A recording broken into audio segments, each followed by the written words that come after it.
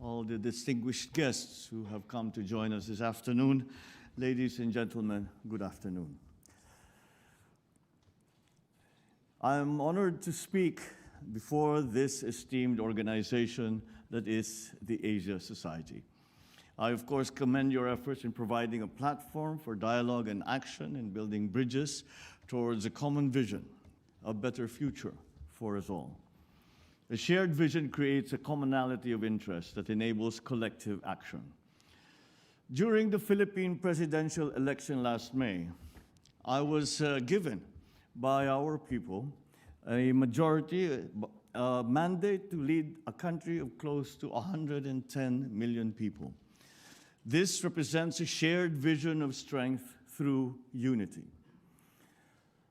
I called for unity throughout that campaign, and I am humbled that my call for unity resonated with my fellow countrymen and echoed their desire for a better future. They rejected the politics of division, as I, during the campaign and up to now, said nothing to offend any of the other candidates. And I bring that message of unity to you today. In our place in the community of nations, I have always said that the Philippines shall continue to be a friend to all, an enemy to none. I will reiterate what I said during the inauguration. We will continue to be a good neighbor, always finding ways to collaborate with the end goal of mutually beneficial outcomes. If we agree, we will cooperate and we will work together. If we differ, we will negotiate until we reach an agreement. At the United Nations General Assembly, I spoke about the importance of dialogue and solidarity in the face of the many challenges and threats that we now have to deal with. This means exerting every possible effort to transcend our differences and commit to end conflict. We are compelled to do this despite the increasing geopolitical tensions and aggressive strategic competition that is transforming the global landscape. The United States certainly plays an important leadership role in fostering an environment of stability and peace, not just globally, but certainly in our region.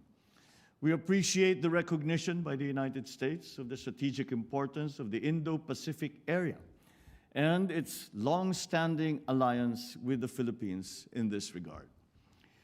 The special relationship between our two countries is indisputable, founded on a long history of diplomatic relations and historical and cultural linkages that existed before that formal linkage, that formal partnership between the United States and the Philippines.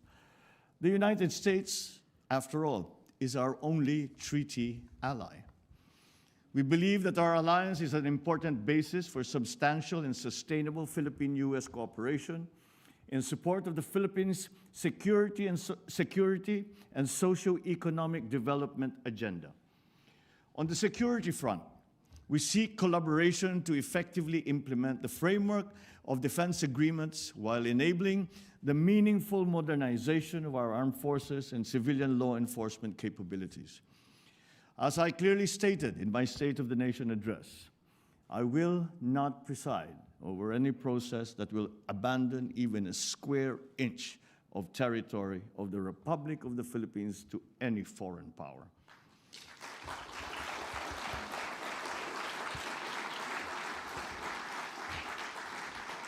We know that we can count on the United States to uphold the international law-based order, freedom of navigation and overflight, and the sustainable use and development of maritime resources. But equally important, we look to the United States to promote peace, security, and prosperity. On our part, we will continue to work with China and other claimant states with the end in view of resolving the issues involving the West Philippine Sea through diplomacy and through dialogue. The Philippines' candidature for a non-permanent seat in the UN Security Council for the term of 2027 to 2028 is premised on my country's long years of experience in building peace and forging new paths of cooperation. In this context, we are certainly concerned about rising tensions in the Taiwan Strait, just north of the Philippines. We urge all parties involved to exercise maximum restraint. Dialogue and diplomacy must prevail. We adhere to the One China policy and have consistently called for the peaceful resolution of their issues involving Taiwan. We understand that peace and stability in the Asia-Pacific region are also linked to the situation in the Korean Peninsula. And we are ready to play a constructive role in advancing a peaceful and denuclearized Korean Peninsula through confidence-building measures amongst the various stakeholders. On Russia and Ukraine, the Philippines urges all parties to continue adopting a peaceful means to maintain international peace and security. The Philippines has voted in favor of the 3 UN General Assembly resolutions on Ukraine. And at this point, let me discuss the various dialogue mechanisms in the region. We will continue to work towards strengthening ASEAN, particularly its dialogue partnerships with neighbors that uphold regional peace and security. We welcome the renewed engagement of the Quad, along with the recent establishment of the AUKUS. These mechanisms should help prevent destabilizing actions in the region that go against international law.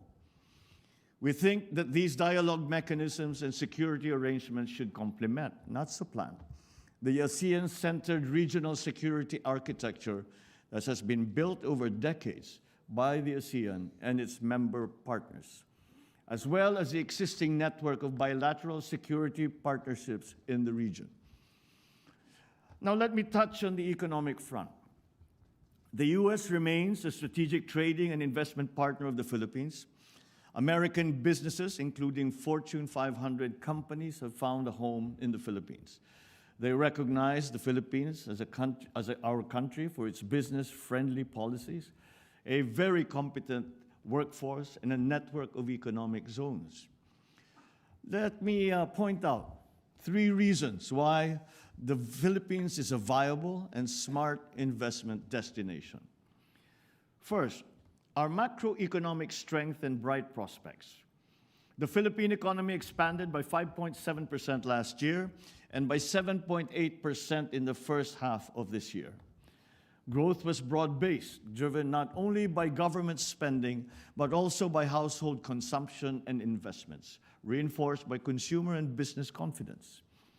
Second, we have enabling policies in place.